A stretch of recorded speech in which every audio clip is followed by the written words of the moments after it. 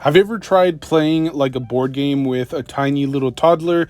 It rarely works out great. They usually end up just destroying the game board, flipping it, or I don't know, throwing pudding in your face. You could always just Batista bomb them and force them to lose at the game, but once they start losing, or once their attention span is gone, it's over. My personal suggestion is to not pour so much effort and energy into these board games with kids, because they're probably going to quit halfway through it. Anyways, let's get straight into today's video. Actually, this is just kind of like a sit back, chill, rambling session. I have to say, I'm just so tired of talking about tariffs.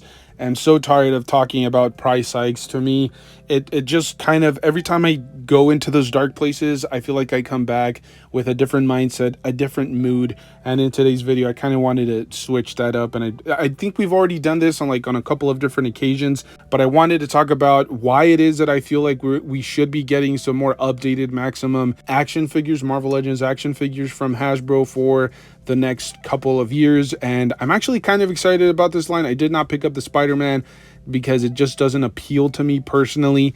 I might pick up the Hulk. It just depends. I think that's probably the one that has, at least in my personal opinion, the most value, because it is kind of a deluxe release. I guess it depends on where you're picking them up from. I think it's going for like $60 at the moment, depending on, I think Amazon and a few other places have it for $60. So you can go ahead and pick them up. I think like just a deluxe price point Marvel Legends Hulk at the moment is probably like $45, depending on where you pick them up. I think the newest Red Hulk was $35, but if I remember correctly, it just came with extra hands. So I kind of see the $60 price point a little bit here, even though I did criticize it kind of because they were just minor upgrades to an already existing body mold rather than just re-engineering it from head to toe. But I had my 2-pack right there. I had my Marvel Legends 80 years 2-pack. I started playing around with them and did some posing, did some videos, and I kind of decided to make this chill layback video. As I said, I don't want to talk about anything negative. I don't want to get into that headspace, because every time you go there, you come back a different person, I feel like. But yeah, so I wanted to talk about some really cool potential future Maximum Marvel Legends action figures. I already kind of did this in a separate video, but I decided to kind of revisit it because there are some more figures that I ran into that I feel like desperately need that massive upgrade from the Maximum Spider-Man, or the Maximum Legends series. Now, we already got Spider-Man, we already got Hulk, and we just recently got a Punisher as well as a Daredevil. So I think those are kind of, I don't know if I would necessarily put them up there. It's been a while since we've received like a classic Iron Man, and in my previous video I mentioned that potentially Iron Man could be a prime candidate. Just have like an extra head sculpt, add some a bit more articulation, a bit more to the body mold. But ultimately, it would be the accessory pieces that would really kind of bring this figure to that $50 price point, or whatever the price point would be at that point.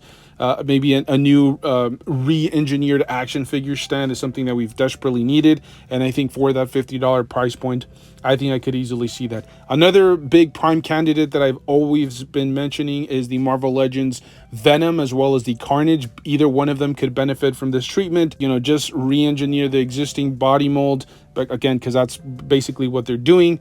But just give us like that double ab articulation, give us that hinge with a ball joint for Venom or Carnage, and then do like a ton of different articulated tendrils, maybe something with like soft plastic, or like the bendy wire, something crazy like that.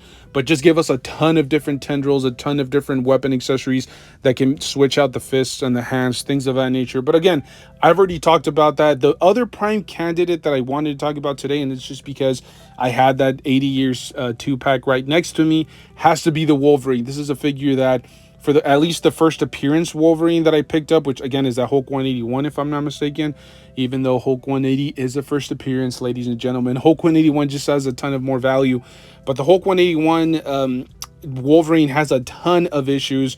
Big giant pins that you can see from a mile away. The articulation is very limited because of the way that it was designed, and so ultimately I think it's one of those prime candidates for a Maximum upgrade. Now, it doesn't necessarily have to be the first appearance, even though I prefer the first appearance over his X-Men and X-Force appearances, where it's essentially just a different costume. But I would love to see something from the first appearance, maybe get a little bit of battle damage, head sculpts in there, maybe a variation on head sculpts, removable claws, different hands, different fists, things of that nature. Maybe something that can kind of intertwine, or like an effect piece that can connect both the Marvel Legends Maximum Hulk with Wolverine. I'm not sure what that would look like, but just an effect piece that you could port onto Wolverine, and it could attach to Hulk and then have like a really cool epic fight sequence.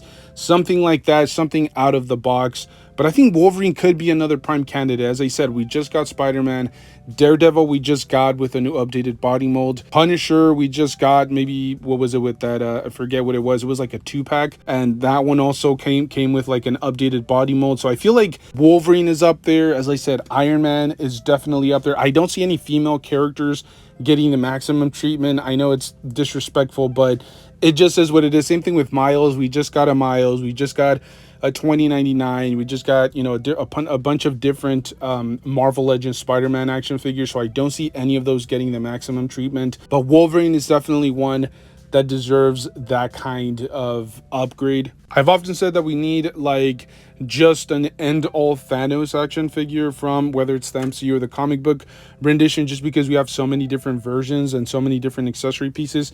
Maybe if they wanted to do something crazy with Thanos, maybe have like an MCU version where you could remove the arms or the limbs and then make it accurate to either Endgame or Infinity War, and have it, like I said, be like the one Thanos action figure that you need to end all displays. That could be definitely a different option there. Another action figure that I feel that we desperately need an upgrade, like an end all version, could be Captain America, even though we just got the Secret Wars version.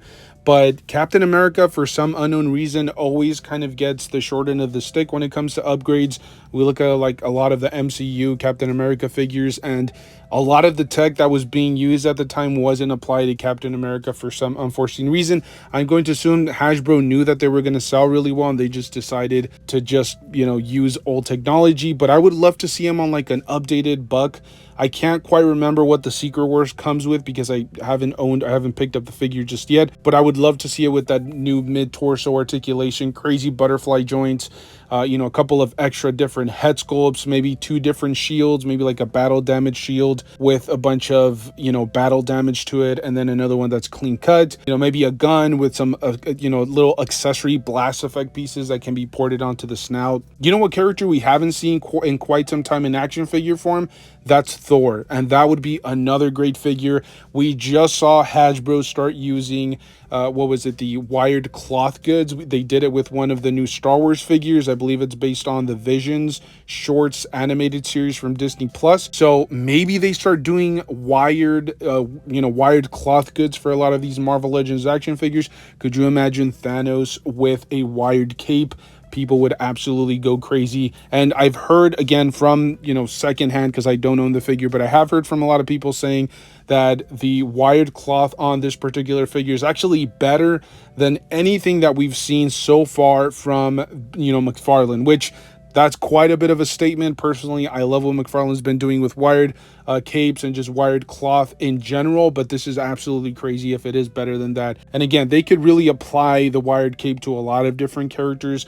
I'm just saying Thanos, I think the last one that we got was that 2-pack with somebody, I can't quite remember, but I know there was a Thor 2-pack, but the Thor releases are kind of far in between. I'm not sure if it's because the character just doesn't sell that well.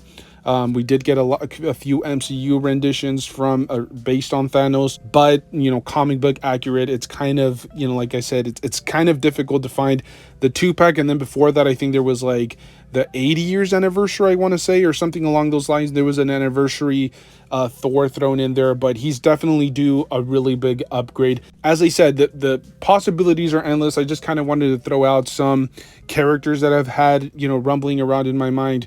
I've already talked about Iron Man with a bunch of different blast effect pieces, maybe an action figure stand. I've already mentioned the symbiotic characters that I feel like could easily use that deluxe price point, and you could add a bunch of different tendrils, a bunch of tentacles popping out, and they could be removable. It wouldn't have to be something that's ported in there and then just has to stay in place. It could be removable, and the list goes on. You have a Thor action figure that we could see, but the biggest one to me has to be Wolverine, just because it feels like, yes, we do get bombarded with Wolverines, but I don't know if we've received that like end-all Wolverine, that guy that just has the crazy amount of articulation without pins. I can't remember if we've received a pinless tech Wolverine. I think we have, but not one that has all the crazy new like midsection, like double midsection articulation, crazy butterfly joints, something crazy like that. I think we desperately needed from Wolverine, especially considering that 181 2-pack is kind of outdated, and it is a really iconic 2-pack. I do remember kind of selling out pretty quickly, and people kind of looking for it pretty actively. But there you guys have it. It was just, as I said, it was just kind of a kickback video, nothing too crazy, nothing too intense. I wanted to take a break from just talking nonsense and rambling on about what the tariffs could be doing to collecting or this and that. It was just kind of chill, talk about the Maximum Marvel Legends line, what we could see in the future.